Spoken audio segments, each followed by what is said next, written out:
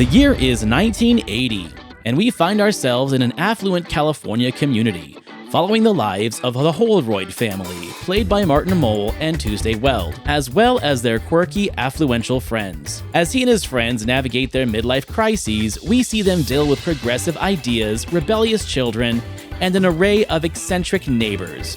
The film satirizes modern relationships, consumerism, and search for meaning in a world growing increasingly chaotic. Based on the novel by Sarah McFadden, Serial blends farce with sharp social commentary, offering a humorous but critical look at the frustrations and contradictions of the American life during the 1970s and 80s. This week in Back to the Balcony, we cover 1980s Serial. Gene Siskel and Roger Ebert, two titans of cinematic review. Sometimes right, sometimes wrong, but always captivating.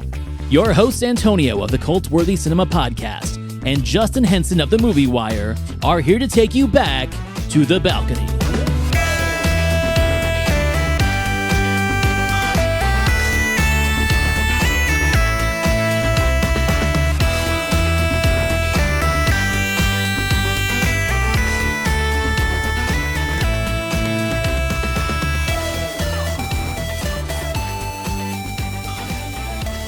Okay, so continuing this trend of movies that we had no idea what they were, when I saw the name Serial in the Siskel and Ebert list, I assumed it was about murderers. That was the first place I went to. You know, it's spelled Serial, not cereal the breakfast. So I really had no idea what to expect. And we talked a little bit about it when we were mentioning it on the previous episode that we were watching it, starring Martin Mull and Tuesday Weld as an assortment of other people. And I was like, well, this can't be a movie about serial killers with this many great comedic talents. So I went in totally blind. I didn't even read the synopsis. And this is a weird one, man. I really, really, really dug what this movie was doing. I think, however, though, it was way ahead of its time for what it was trying to do. My personal opinion, it's covering topics that are really relevant in today's climate. Topics such as polyamory. And I know swinging was a thing back then, but it's different now. It's almost like a norm instead of a taboo. And then the midlife crisis that people are going through, well, hell, I'm 44 years old and I recognize the signs that these people are portraying. But if I'd seen this 20 years ago, I hadn't. So this movie really was a shock to me that I was like, oh my God, am I old? Is that why this is funny now? Is that why I'm like relating to Martin Mull's character? Because he's always been the old guy to me. But now I'm like, am I Martin Mull? This movie really messed with my head. I had high hopes for this one because I'm a huge Martin Mull fan. I love Martin Mull. And you're right. I think you hit it where this is, it really is ahead of its time, where it does cover a lot of topics. It does cover a lot of, I want to say, taboo topics that weren't vocalized in the forefront in the 80s. And I think it has so many ideas.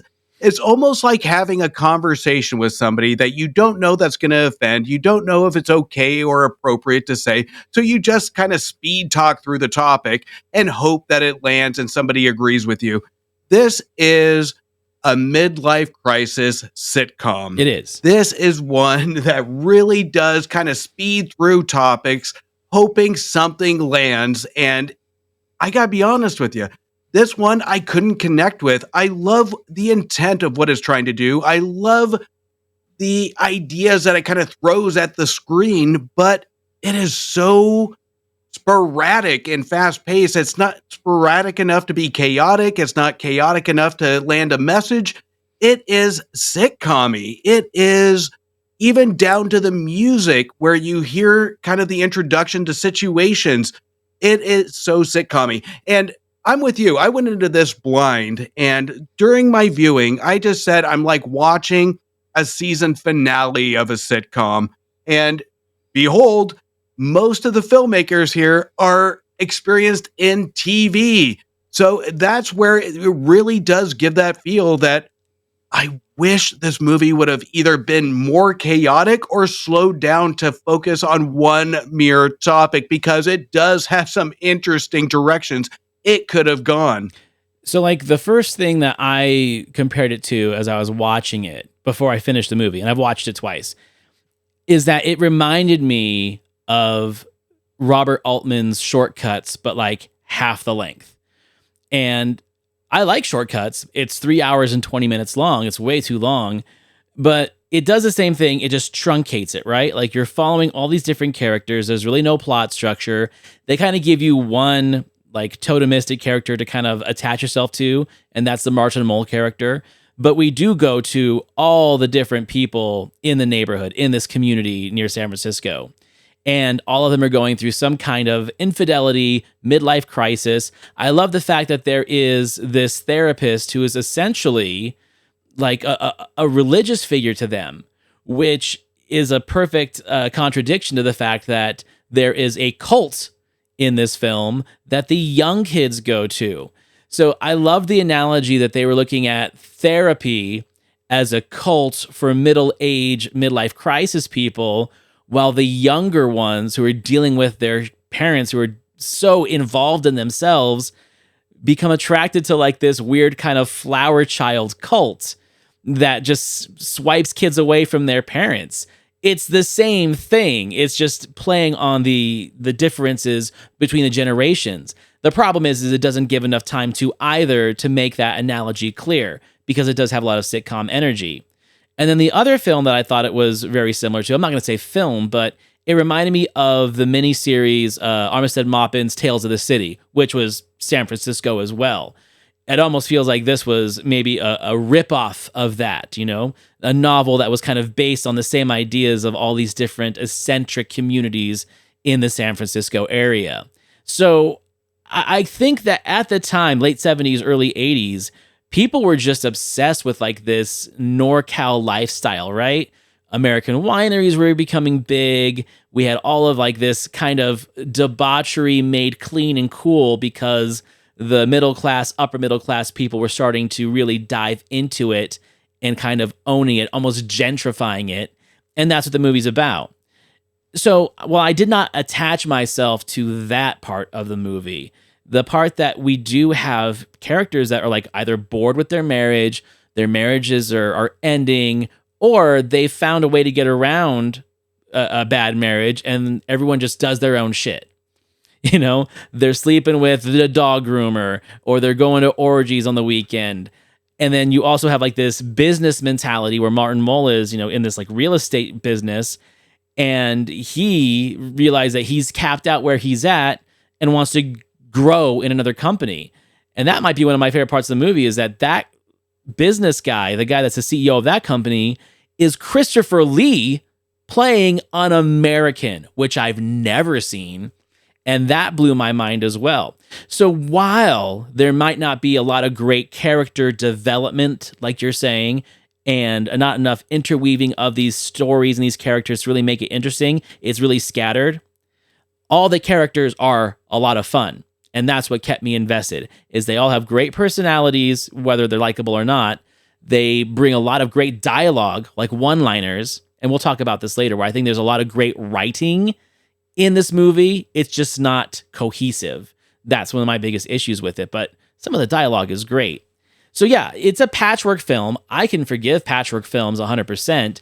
And I feel that a lot of critics were divided on it for the same reason. Some found all of this mishmash of dialogue and characters entertaining, and some found it just distracted and scattered like our critics. So that's kind of where I landed on this. It was a super big surprise for me because of the characters and the performances and the dialogue. I was able to forgive its non-cohesiveness as a narrative. Well, I think you presented a better movie in your kind of opening statement here, where you have the cult for the kids, you have the cult for adults, and it's what goes in between that leads up to kind of the character development. I'll be honest, going into it, the first viewing, I chuckled maybe a couple times. There were some good one-liners. The second time, I chuckled a little bit more. But it is so outlandish where I almost had to have a crime map to kind of figure out who is who is sleeping with who, and what is relevant to the story, and what is going to be the outcome. And the outcome is going to be a motorcycle climatic uh, climax that really does kind of pull this family back together and all the situations that's led up to it. So it would have been a proper balance, even though this is an adaptation. I get it. But to kind of take these two different worlds of the adult cult, the young following cult, and kind of have those co-characters bridge it. And I think there is too much going on, and they try to throw so many ideas at the screen that we really don't have a focus. The second viewing, after looking at my crime map, I kind of started pulling this together. And that's a problem with comedies, is in the moment, if you want to land a joke, if you want to land a feeling going into it, you have to have an organized story. You have to have organized characters. You have to have a main idea, main focus on where it wants to go. And this movie doesn't really have it. I think you're right. It does have some clever writing to it, but it is so overshadowed by everything else going on in the movie that we don't really get time to focus on that. We don't really get time to focus on individual characters. We don't get time to focus on individual jokes. It's just so fast paced, and it's not in the good chaotic way that we've seen from movies past. See, and I think that's a trap for critique, because there are a lot of movies that don't play by a narrative formula. There's a lot of movies that don't play by a traditional pacing that some people look at as brilliant and masterpieces, and some have even won Oscars. I really feel like it does come down to the delivery of the filmmaker and the editor, because I think that if you took this exact same script and these exact same performers and maybe gave a filmmaker who had more experience in making something cinematic and not so short form like a sitcom, which, Bill Persky, he was a sitcom writer and director. So you can tell that his attention span is very limited, where he does do these scenes very concise, like they are a sitcom. That can be distracting. But if this was done by a Robert Altman or a Paul Thomas Anderson, someone like that, I could see it weave together very well. Like, I really think, just like when we talked about Seems Like Old Times, that there's so much flaws in the filmmaking that it actually kicks dirt on a lot of the talent and the genius behind the performances and behind the script. I think that's what this movie suffers from, is that it doesn't have a filmmaker that knows how to make this a 1 hour and 40-minute complete package. It's delivered in small doses, which I think is what your biggest complaint is. I do think, though, that there is a sitcom energy to it that I actually kind of enjoy. So let's say a third of the movie is dedicated to Tuesday Weld, Kate Holroyd, who is like the wife of Martin Mull, and she's kind of the main character. That's almost like a Sex and the City dynamic, because you've got her and you've got Sally Kellerman coming in as Martha. She's essentially like the Samantha of the group. And then there are like 2 or 3 other just kind of chatty Cathy wives who are all sleeping with their husbands, or in a funny twist, one of them has been married to another of the girl's husband, who was at one point married to another one of those girls. So just the interweaving of those characters makes it interesting as well, where these women all are like friends, but they all kind of hate each other because they've all kind of been in each other's lives too much.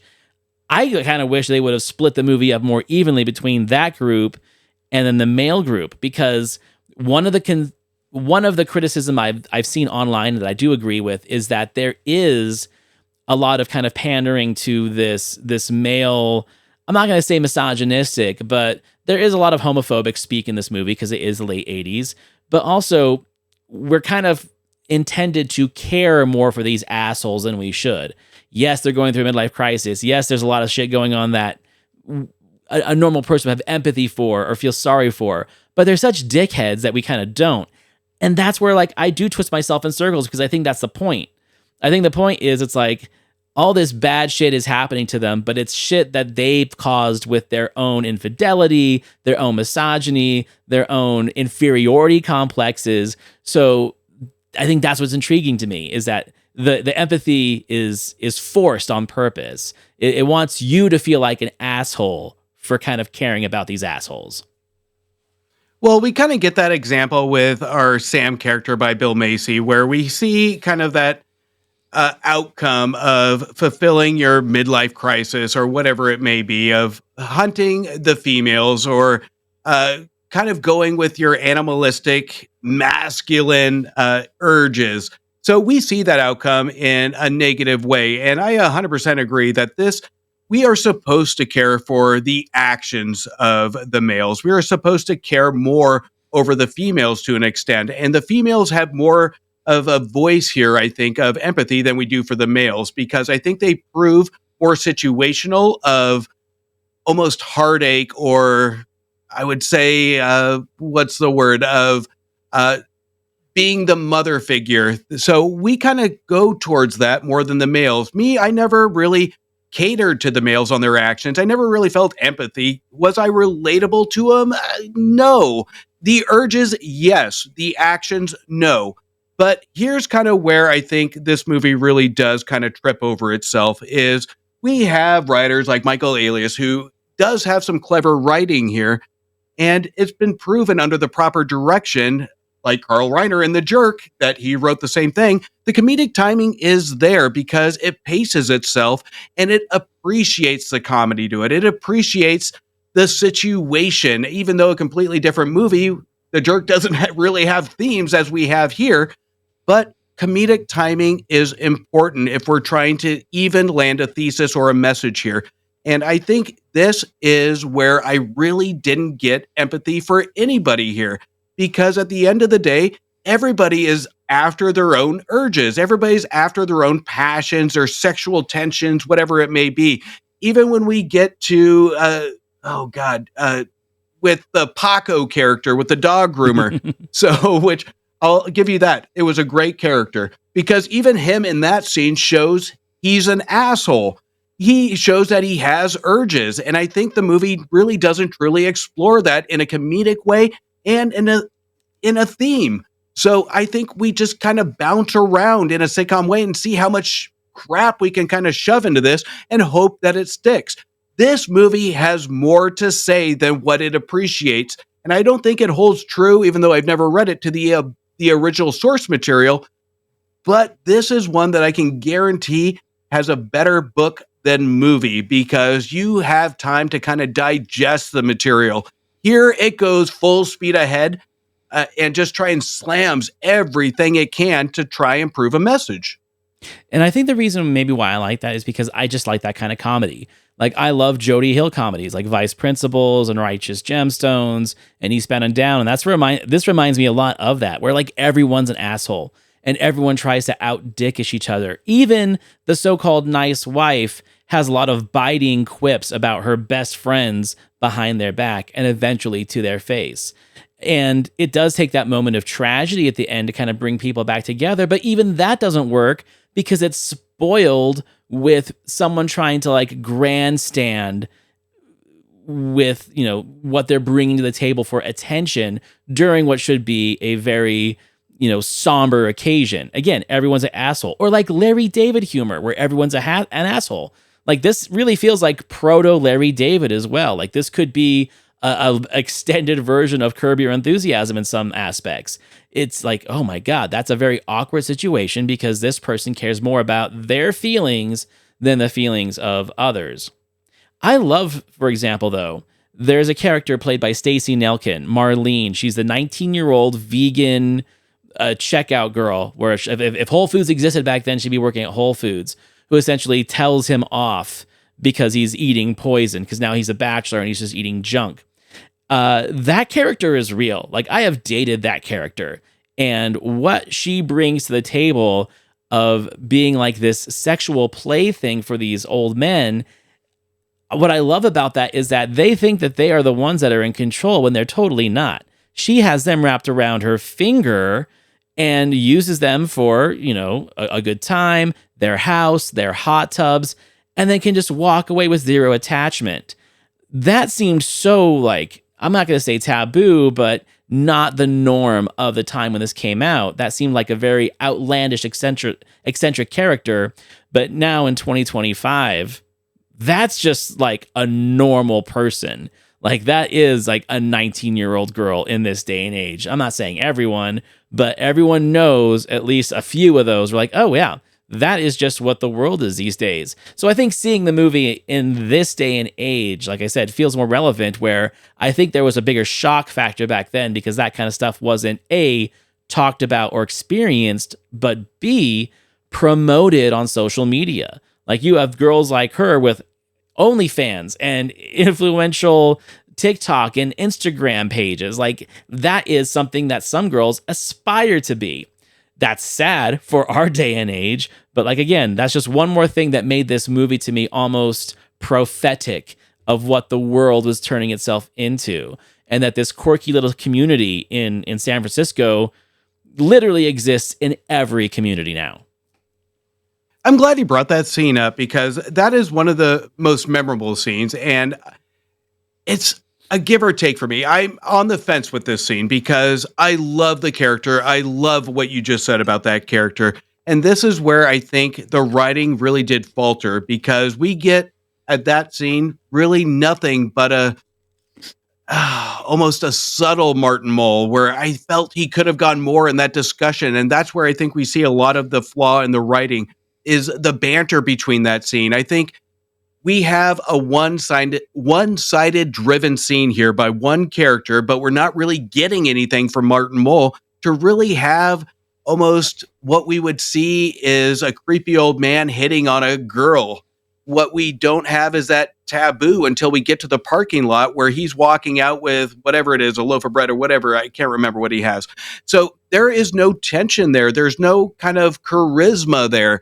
And I think that's where we get that midlife crisis kind of vibe going that we really don't feel for Martin Mull. We don't get that should I or should I not? And it's a female controlled scene, and rightfully so. But if we're trying to go after a midlife crisis aspect of it, and which the movie fully tries to be exploiting, then we don't really see that from Martin Mull's character, or it's not earned. And I think that's where, again, we go down to either the timing or the writing, and I can't decide what really bothered me with this movie, of whether it was the timing or the characters or the writing. So this is what really drove me crazy, and it's a biased opinion because I can't pinpoint it. Well, I think maybe it's because you just can't relate to some of the characters. And that's where this movie can be like a litmus test. It's subjective to the viewer, because I related to that scene so well. Like, it wasn't that he was flirting. This guy's been out of the game for so long that any female attention, especially the attention from a 19-year-old, is intriguing. And he's just as surprised as we are when she's like, oh no, don't buy me a drink. Let's just go home and sleep together. And he's like, oh, I mean, it's that easy? Because the world's changed around him. And I think that's the point the movie's trying to make, is that all these middle-aged dudes essentially found the fountain of youth with this girl because they've all been married so long, and they missed the fact that like the counterculture has changed the way humans interact with each other. And we see it all the time. Like, we see dudes who may be like super uptight and conservative their whole lives, and then they get divorced, and then they like see what the world is really like and how it's changed around them. And before you know it, they're wearing tight jeans, and they've gotten themselves a stupid haircut and an earring and buy a sports car. Like, that's the point that it's trying to make. And I mean, I've never done any of those things, but I could totally relate to what that guy was going through. So maybe it is a subjective experience, just like maybe I can't connect with the Sally Kellerman role or the Tuesday Weld role because I'm not a middle-aged woman going through a divorce or going through infidelity. Maybe someone who experiences that in their life has a better connection to those characters. So maybe this is it. Maybe there's just too many characters that represent too many different things in the culture, and there's not enough subjectivity for the viewers. Everyone's going to connect to one person that they recognize, that they see like the reflection of themselves in, and they're going to automatically become biased against the other people because they found their token person in the movie. Like, I can totally see that being a thing.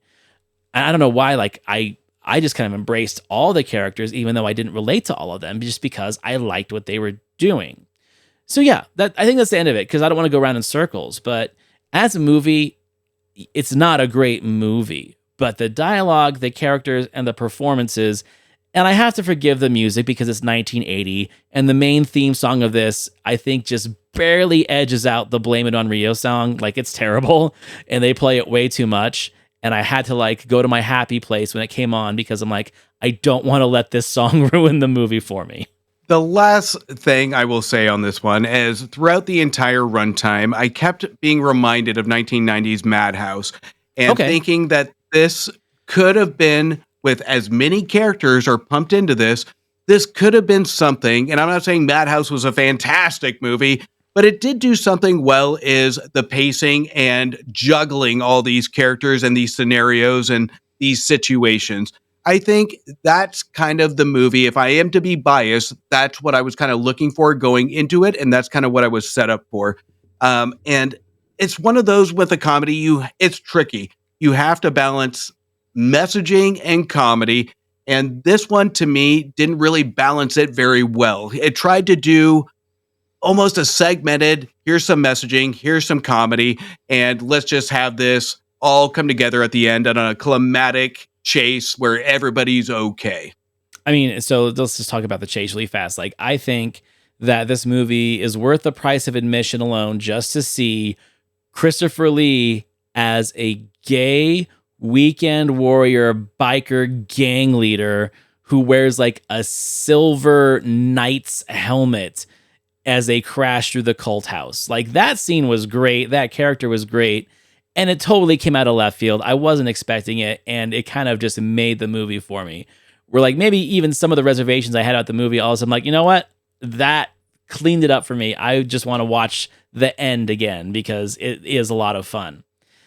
So yeah. Now, our critics have, I'm not going to say similar opinions to you. You give it a lot more credit than they do. But I think they recognize that there was something in here that just didn't come through the way that they wanted it to. And here's what they have to say. If there's one place in all of America where our national suburban laid-back lifestyle seems to originate, then it must be Marin County in California, right across the bay from San Francisco. Marin County is into so many self-help, self-analysis, and self-remodeling philosophies that it makes Est look like summer camp. And now comes a satirical movie based on a best-selling book about Marin called Serial. It's a merciless but not very funny dissection of a whole generation of buzzwords, fashionable cliches, and such adult toys as hot tubs, gurus, encounter groups, granola, yogurt, television, high-fiber foods, and sex. More or less in that order. So this is something interesting. I looked it up. I didn't realize that like a lot of the self-help movement started in Northern California, specifically this particular area. So not knowing that the first time watching this movie, none of that really made sense to me. But then if you think about it, like if this was today and the way we make fun of like Portland and its hipsters, right? This is like a similar thing where it's like this culture that now pretty much everyone embraces. Like almost everyone embraces some kind of self-help, some kind of nutritional pathway with granola or yogurt or whatever the hell. Like all that stuff seems kind of normalized now. But back in the 70s and 80s where it was all about red meat and beer, and then who are these weirdos that are doing yoga and going to therapists and reading self-help books and eating granola and yogurt, like that was the joke. It doesn't seem like a joke now because it's kind of normalized. But I had to put myself back into that place too, where even in his review, he's got like a bias against that culture, even though that culture is pretty much standard now. Well, we also look on how biased it could be, really, because back in the 80s, if we can go back in time as kids, right? If we go with our parents to the checkout line, what are we seeing at the checkout line? Magazine, newspapers, products targeted towards females, self-help, gossip, all these things that are gender specific of the expectation of what's going through the checkout. So the self-help movement here of really throwing everything at the table to what makes us happy was a crescendoing trend from this decade. So this one is, I will give it credit in the marketing aspect, is a smart move to come out around this time because it really does show and showcase a lot of what relatability can happen at that time. So I will give it credit here. And at that time, I can see people really gravitating towards this movie was just the mere thought of keywords like therapist or guru, female guru, or all this. I can see the appeal of it. So, and I think Roger kind of nails it here on what's going to draw this movie as an audience, what's going to make a fan base of this movie. So I think Roger nails it here. He continues. Serial is filled with a lot of good ideas, and its satire of contemporary lifestyles must have looked funny on paper, but somehow it just doesn't work as a movie comedy. Maybe that's because it depends on its screenplay too much. Instead of acting funny or looking funny or reacting funny, people just stand around and say things that are supposed to be funny, and the movie falls flat. It sure does. I think the problem is that we really don't have a movie here, but just a series of gags. Right. We don't get involved with any of the characters. They're not on screen long enough. They exist only to deliver funny lines, and that's it, and then they disappear. Well, in an hour-and-a-half movie, you need to get involved with some of the characters. You need a guide through all the material. We don't have it. It's a series of gags, not a movie. Okay, so I agree and disagree. I will agree that he's right. It is a series of gags. It is a series of moments, and they're not cohesive into one total package. But I disagree where he says you don't have a movie. Anything can be a movie. You and I have talked about this many times. There are so many feature films that people are like, well, that's not really a movie. For example, Life of Brian or any of the Monty Python movies. Those are movies. Granted, they're all sketches that are pasted together, but those are motion pictures. Those are movies, just like this is. This may as well be the same thing. Now, in hindsight, I kind of agree with him in the sense of like, okay, if this was a mini series and we had episodes dedicated to each one of these characters and what was going on, and at the end of the series, we had the big amalgamation where everything came together, I probably would enjoy it more. But I'm not mad at what it does here because it has only so much time to do it in. But I get what he's saying. I'm just saying that I think it's a pretentious remark to say that this isn't a movie because we've seen movies based on less that he actually liked. Yeah, I 100% agree because even if we look at, if you take the classic TV series of the 80s, you know, Roseanne, Cheers, Golden Girls, whatever it may be, stitch it together, take out some fluff, and make it a 90 to 2 hour movie. You know what? It's going to be clunky. It's going to be segmented, but you know what? It's still a movie.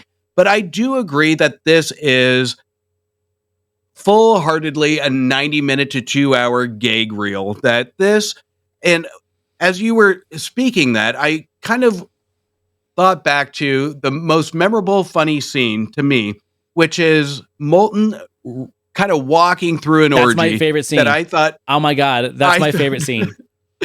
Is like the best gag of the movie. That would be, and I found that hilarious. That would be like if Larry David was walking through an orgy. That's literally what it was. I was like, this is a Larry David moment. And while we're on the subject of favorite scenes, I forgot to mention one of my other favorite characters in the movie is that there's a kid who is the son of, I think it's Sally Kellerman, who's going through all this weird shit. And she's dating the younger dude and she's trying to get married to this other guy. And the kid's in therapy and he is hilarious because all he does is tell the therapist to go fuck himself and eat shit and all this other stuff like that. And the therapist is just like, okay, if that's how we're feeling today, then let's work on that. Let's focus on that today. I can go fuck myself. Hilarious. Like, to me, any moment that kid showed up in the therapist's office, I knew it was going to be a good time, and it was. And I'm pissed off that I didn't mention that earlier. I think the therapist could have had a movie by himself. He should have. Because he was the best part of the movie. And he is kind of the mastermind between these characters and the driver of the motivations of these characters. And I couldn't get enough of him. Even when he puts that pile of shit plastic toy in the kid's hand, you know that was his subtle way to get back at this kid. So this one does have some good gags to it. So it's just anything that supports it that really feels segmented. So I'm not saying that this movie doesn't have its moments. It does. It has moments that will pop into my head in the near future. And I can pick maybe 3 to 4 scenes in this movie that really did have me rewind and just have a good chuckle to it. But again, this is where it really does feel segmented, where it feels like it should have been a different movie, where it just feels like you said, a reel of gags. Okay, so I do love that therapist character. Peter Boners is the actor's name, and he plays Dr. Leonard Miller. I liked his performance, but dude, every time he popped on there, I wished it was Wallace Shawn. Like, I felt if it was Wallace Shawn, it would have been that much better. Essentially, maybe playing the same role that he did in She's Out of Control, right? Like, playing that kind of therapist. I was just like, oh, I wish this was Wallace Shawn. But anyway, I digress. The minute he snorts coke before a session, Hilarious. you knew we were in for something special with this character, and I wanted more. He's great. Okay, they continue. I think you need in a satire like this is somebody to stand around and be the straight guy and say, these people are all crazy, or I'm the only sane person. And I guess Martin Mull was supposed to be that, but we don't see enough of him. Not enough of him, and we really don't get involved in his story. Two things I did like in a movie which I didn't like. I like Tommy Smothers as the guru of that California cult, and I like Christopher Lee, who played Dracula in all those movies, as the gay motorcycle gang leader. I thought those were kind of nice touches. Okay, but we are not recommending the film We at all. are not. This is where I disagree with him on that. I don't think you need a straight man. Like, I think that is archaic thinking of how movies should be structured, where we need to have the one guy who it's happening to make it all make sense for the audience. What is that? What do I hate? That's hand-holding. I don't want hand-holding. This movie is, like I said, if it plays like Curb Your Enthusiasm or an episode of Seinfeld, where essentially none of these people are really good people, right? Like, Seinfeld is not the straight man. He's just as goofy and makes a lot of bad decisions as the other characters. And I think that's what makes it work, is that he is not the stereotypical sitcom star that we attach ourselves to, where all the wackiness happens around them. And I think that's what made it different enough from other sitcoms to be so iconic. And Larry David does the same thing in his show. That's what this feels like, because we don't need an anchor character. Everyone's an asshole. We just have to like decide which asshole we're going to put our weight behind. And I loved that. I love that it was like a choose your fighter kind of movie, right? It was like, this is your roster. Who are you following? Who are you liking? And it's okay that they're not a good person, because we're not here for good people. We're here to choose our favorite asshole. That really was like an interactive experience for me, and that's one of the reasons why I actually enjoyed what this movie did. And I think that's where I'm going to disagree, because we take all these characters, and I will agree to an extent. We don't need an anchor character. We don't need one to stand out. I think the therapist was a good, memorable character to kind of just be that one-off goofy character. But the problem I have with these characters isn't that one stands out. I love the fact that they try to be all relatable to a general audience. I do like that. But they're too linear. They're too alike. And we can zero in on the performances here, not necessarily the characters, where they all talk in the same monotone. They all talk in the same delivery. And it's hard to pinpoint what the feeling is, what the motivation is, what the intent is, because while I was watching the second time, I was trying to see any sort of emotion coming from these middle-aged people, and I really couldn't just get into it because the delivery is all the same. They all matched. And there has to be a little bit of emotion or a differentiator in each performance. That's what's going to really separate me from writing out a crime map to see what these characters are or what their intentions are. So I think with me, it just became safe. The topics are taboo for that time, and I love the topics they addressed, but the characters perform it too safe. And I go to my earlier point that this one is like that awkward conversation that you just kind of speed through and hope it lands. And I think that's what the delivery is here. I can tell the topic is important. I can tell the performance, the actors and actresses want this topic to be performed well and the comedy to land. But I don't think our cast can get over the themes here.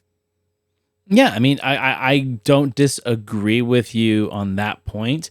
I just enjoy what they were doing. Like, I just enjoyed it. I enjoy that these catty girls who call each other the C word all throughout the movie still hang out the next day and drink wine and talk shit and then like literally fight with each other every single time. But that's like modern friend groups now. Like, we recognize it. We've seen our partners, and in your case, teenage daughters, I'm sure, hate on their friends, yell at their friends, but by God, don't you make fun of my friend. Don't you make fun of them. Like, it's an interesting dynamic that, like, I think the movie covers way before it became normalized. And I just like that. Maybe that's my thing. Maybe I'm looking at this as like a roadmap to a different time, to a different place, and when that kind of culture seemed different, and now it's just so normalized that I long for the days where it felt like taboo, where it felt not common. And it's fun. I think that's what made the movie fun for me. So at the end of the day, when it comes to like the critique of Gene, well, I mean, it's not a bad critique because he's not telling any lies. He isn't. And just like we've said in several of our episodes of Discovery so far, he's actually not entirely hating on this movie. He is taking the time to point out the points that he really liked and almost trying to make a better movie out of it. I have to give him some credit for that. So for that, I'm going to give him a B-, with the side note that like somehow we've been like really looking at the early 80s and late 70s in some of these episodes lately. I feel they haven't gotten jaded yet. The 80s haven't jaded them yet, so they are being a little bit more genteel with their critique and being constructive of how it could have been better before the poison pill set in the 80s where they just wanted to shit on everything. Yeah, I 100% agree. And this one, it's hard because given the time frame, I think Roger was playing it super safe with his review here. He was being very gentle, and we can tell from both of them by the end saying we both just didn't like it. But this is a movie, given the written review, that should have been a little bit harsher. But given the general audience of daytime, nighttime TV, whenever this show aired at this point, it was a safe review where we didn't really get why you shouldn't go see this movie or what are more specific examples in the 2-3 minutes that we reviewed this to steer people away or encourage people to go see this, other than the relatable taboo aspects of it just being a gag reel or just certain gags. That's not going to attract people. So to me, this one was way too safe. I'm going to have to give him just a bare miss at 2.5 stars. That's not too bad. If there's one thing I can say about the cast is that I don't know why or how, but lately I've just been randomly watching movies with Sally Kellerman in them where she just kind of shows up, right? Like I watched Back to School a few weeks ago just randomly. I'm like, oh, I forgot Sally Kellerman was this. And then a few movies I'd never seen before that she pops up in. And I really think that like Sally Kellerman, and especially in this movie, is like the early 80s proto version of what Kim Cattrall is now and was in the 2000s during her Sex and the City craze, where she is kind of like the cougar, right? But she's got a lot of sass and satire, but also this kind of don't give a shit monotone delivery that works. Like she can be hilarious by not being overly funny, by just being herself. And I really noticed a lot of that in this movie from her. She might be like one of my favorite female characters, and they all have great moments, but she is consistent all the way throughout. And I didn't like Tuesday Weld. I mean, she's a good actress, but her character was nothing. And I think that was the point, is that they're the two most boring people of this group of friends. Therefore, they kind of make them the center point of the movie because everyone else is already kind of wacky to begin with. Well, I think that's kind of one of my issues with it is Tuesday Weld always goes over Martin Mull and say he's being aggressive, he's being boring, whatever it may be. And she's just as boring as he is. Or more. And I think that's the point. Yeah. These are two such vanilla kind of performances that they almost, you expect them to end up together, and they do, spoiler alert, but it's really just kind of a meh chemistry between them. And I don't know if that was intentional or if it was just kind of the way it landed, but I think these two are really combined. They are just kind of coasting through this movie with everybody else dancing around them. I agree. No, I agree 100%. And I think that's the point, is like they are the most vanilla. They're the last couple to essentially break up. They're the last couple to dip their toe in the depravity of this new sexual lifestyle that everyone's discovering. And they don't make that entertaining enough. They've got their moments, but a lot of the other moments don't belong to them. And I get it. And maybe that's what they're complaining about, is like, if these guys are straight men, if these guys are the people that we're supposed to anchor ourselves to, not enough fun shit happens to them. It all happens around them through the other characters. No, I agree. But at the same time, like, okay, am I going to buy this movie? Ooh, that's a tough one. I'm not sure if it's shelf worthy. I'm just going to put it on the list of like, this was a really fun discovery for me because I got more entertainment out of it than I was expecting for a blind watch, right? the blind watches aren't always the best, you know? Like I said, Yanks. I enjoyed Yanks as a one-timer, but I'm not going to put it on the shelf. It was just a pleasant surprise for me. And I think that's where this lives in my head. I think we're getting into a pattern of why these movies haven't appeared on our watch list recently is because they just kind of skate by. Right. And that says a lot about general audiences on how they view movies or how they receive movies. There's a lot of undiscovered gems out there that deserve to be seen, like you've covered on your show. That's my show. That's literally my show. I think I said your tagline.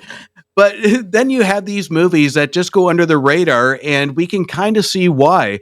And even with Siskel and Ebert's review, there are extremely brief reviews where they don't have enough substance to really prolong a huge discussion to it. And I think that's the most interesting piece of it, is they don't really want to invest their time into discussing this movie that they know is going to disappear soon. No, you got a good point there. And with these earlier episodes, like I keep watching the entire episode and seeing more movies that I've never seen. So like, even if we don't end up covering them on the show, there's lots of movies that are being mentioned. I'm like, okay, well now I got to put that on the list because how do I not know what this movie is?